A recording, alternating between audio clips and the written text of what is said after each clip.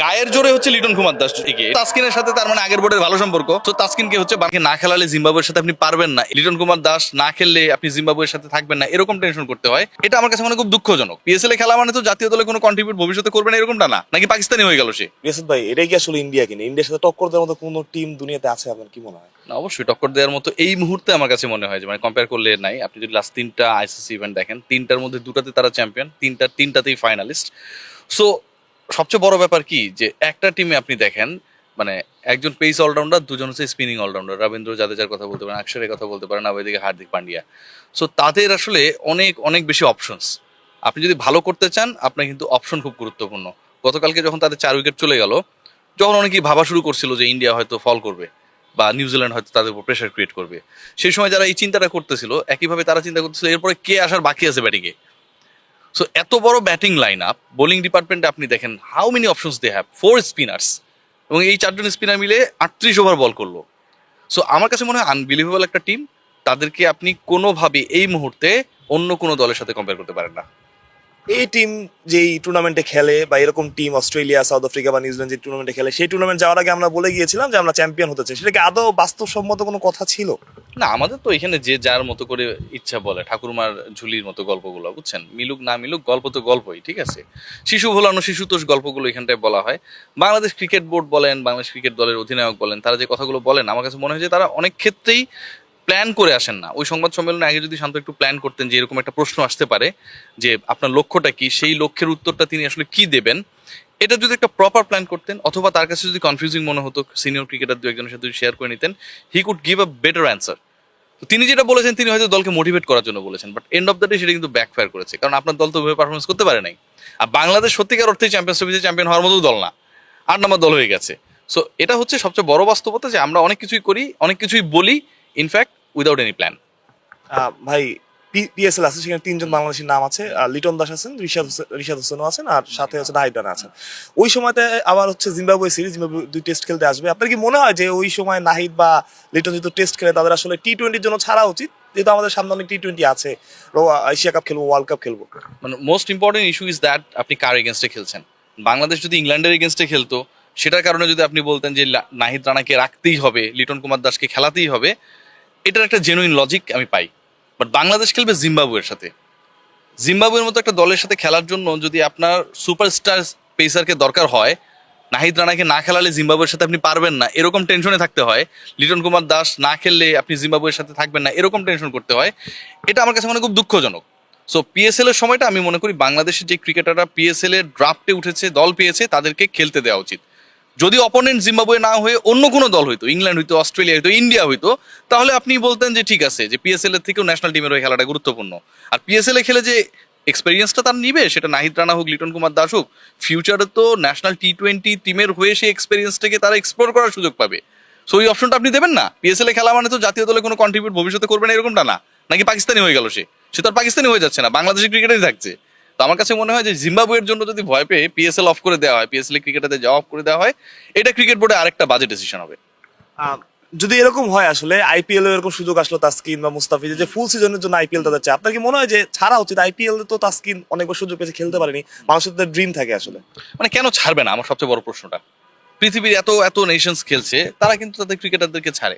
ICC event যদি চলে আসে তখন হয়তো সিনারিওটা একটু ডিফারেন্ট হয়, কিন্তু বাইলেটারাল সিরিজ বলেন, এটা ওটা বলেন, আমরা এমনও দেখেছি যে কিছু কিছু দল তাদের বি টিম দিয়ে খেলিয়েছে ক্রিকেটারদেরকে ছাড়ার জন্য। নিউজিল্যান্ডের কথা আমরা বলতে পারি, এক্সাম্পলস আছে ওয়ার্ল্ডে, যেখানটায় তাদের এত এত ক্রিকেটার আইপিএল এ খেলে, বাংলাদেশের একজন দুজন যদি শেষ পর্যন্ত সুযোগ পায়, তাদের আপনি ছাড়বেন না কেন? ডেফিনেটলি সেই সুযোগটা দেওয়া উচিত। ভাই, একই সাথে যদি বলতে হয় যে সেন্ট্রাল কন্ট্রাক্টের ব্যাপারটা, মুশফিকুর রহিম তো এক ফর্মেট থেকে চলে গেলে আসলে সেন্ট্রাল কন্ট্রাক্ট তার অবস্থান হয়তো পরিবর্তন হবে, সেক্ষেত্রে আর 2-1 জন ইনক্লুড করার সুযোগ আছে কিনা, নুরুল হাসান সোহান বা শামীম পাটোয়ারি? মানে আমার কথা হচ্ছে মুশফিক বা রিয়াদ চলে যাবার পর কেন 2-1 জন ইনক্লুড করা যায় এরকম টেনশন করতে হবে। সেন্ট্রাল কন্ট্রাক্ট তো এরকম না যে আপনাকে 11 বানাতে হবে, 11 জনের বেশি মাঠে নামাতে পারবেন না। সেন্ট্রাল কন্ট্রাক্ট এটা আপনার নিজের উপর ডিপেন্ড করবে, আপনি চাইলে 20 জনও দিতে পারেন, আপনি চাইলে 25 জনও দিতে পারেন। আপনার যে ক্রিকেটারদেরকে ফিউচারে দরকার আপনি তাদেরকে দেবেন। মুশফিক চলে যাওয়ার কারণে আপনি নুরুল হাসান সোহানকে, শামীম পাটোয়ারিকে ইনক্লুড করবেন, এই চিন্তাটাই তো একটা বাজে চিন্তা। আমার কাছে মনে হয় from the beginning of the central contract এই ক্রিকেটারদের যাদের নাম আমি মেনশন করলাম তাদেরকে রাখা উচিত ছিল, এবং তাদেরকে কেন রাখা হলো না এটারও একটা ব্যাখ্যা ফারুক আহমেদ নিশ্চয়ই দেবেন। শামীম কি ডিজার্ভ করতো কিনা জায়গাটা? মানে অফকোর্স শামীম পাটোয়ারি ডিজার্ভ করতো। আপনি ফিউচার প্ল্যান করছেন, 2027 বিশ্বকাপ প্ল্যান করছেন, 2027 বিশ্বকাপের পরিকল্পনা শামীম আছে কিনা? নিশ্চয়ই আছে।